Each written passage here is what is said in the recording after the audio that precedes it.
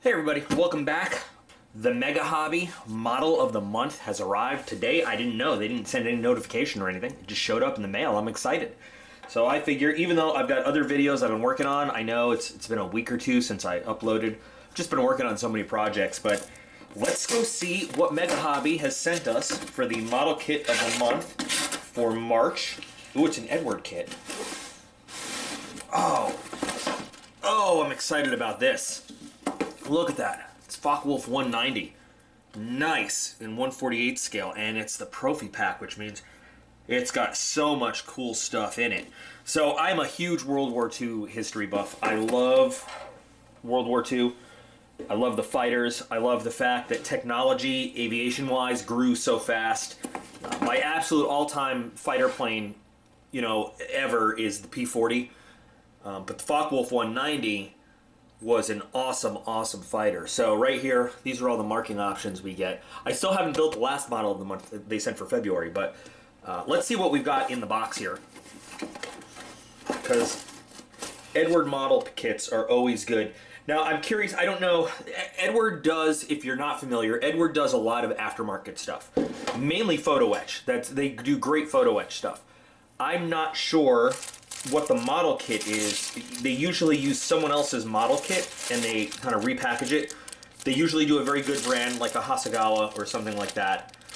I don't know if it's going to tell us, but we'll take a look.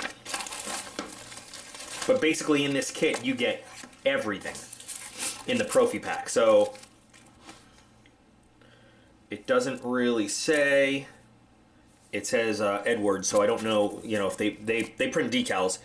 I don't know who actually, if they're their original decals or they got the decals from somewhere, but let's take a look. We'll start with the decals and the markings, because that's my favorite part. So the decals look really good. Very thin carrier film. They look like they're going to settle down very nicely with some decal fluid and everything of various kinds. And then we've got stenciling for all the different types. We've got some really nicely done photo etch, full color photo etch. That's going to really bring the cockpit to life. I think we've got painting masks here. Painting masks are cool. We don't need to look at them though. Lots of info on the Focke-Wulf 190, which is really cool too. The ME-109 or the BF-109, however you want to describe it, got a lot of press. It was like one of the Luftwaffe's great fighters, but the ME-109, the Focke-Wulf 190 could outfly that any day of the week. It was one of their absolute best. Now, the Ds with the long nose and the increased engine performance were probably a better performing fighter, but the 190As, those things tore up Allied bomber formations and were one of the biggest headaches for Allied escort fighters.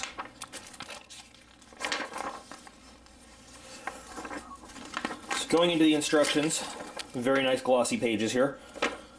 So first we have all of our, parts diagrams. A lot of parts not used. I would think maybe that this is just a Focke-Wulf 190 kit with, plug and play to build different versions. Very detailed instructions. Eduard puts together a fantastic kit every time.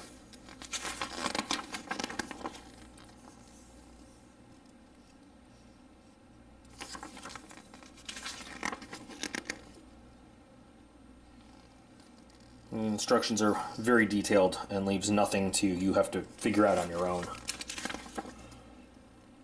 Yep, and there's those painting masks in action. Oh, beautiful full color pictures for the markings.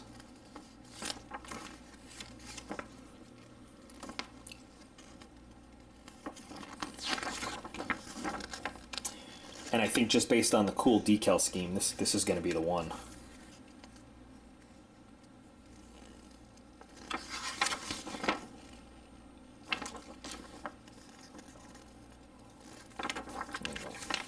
Let's take a look at some of the pieces here. Got a few engine parts that are off the sprue, so I want to be careful with those.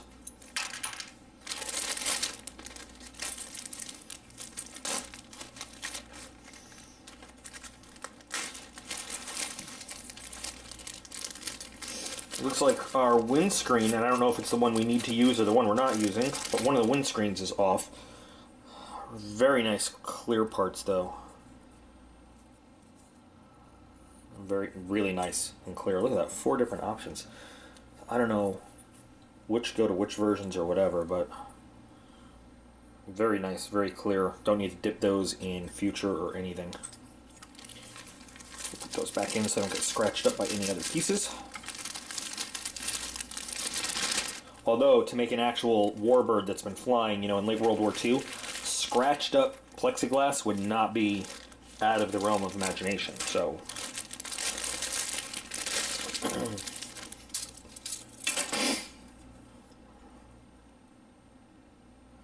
I don't see any flash. I don't see, well, a little bit, just a little bit here and there.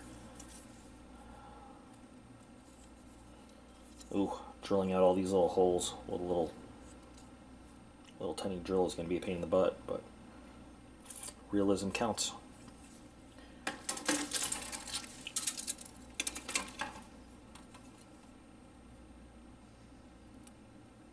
Just a tiny bit of flash here and there, but no ejector pin marks or anything like that.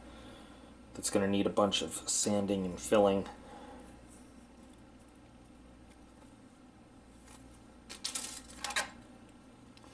Ooh, look at all these little tiny pieces. So much time with glue and tweezers. All these different instrument panels for the different versions.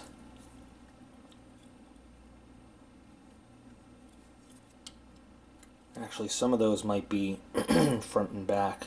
Some of them might be for using photo etch or using decals.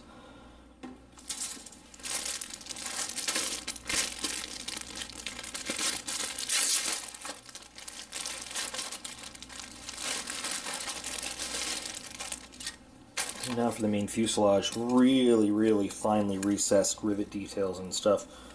That's going to look really beautiful with a wash at the end. Got to be careful painting that, not to fill in that detail. Very light coats of paint and everything. And apparently they've made it so that if you wanted to, they give you the means to cut open that access panel there. That door. That door.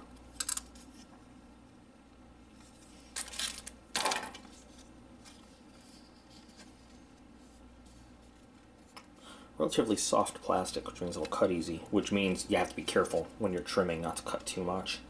So another awesome month. You know what's sad? This is where my thought process goes. I've only got 4 months left till I have to renew. But so far, I'm really happy with the MegaHobby model kit of the month. This is great.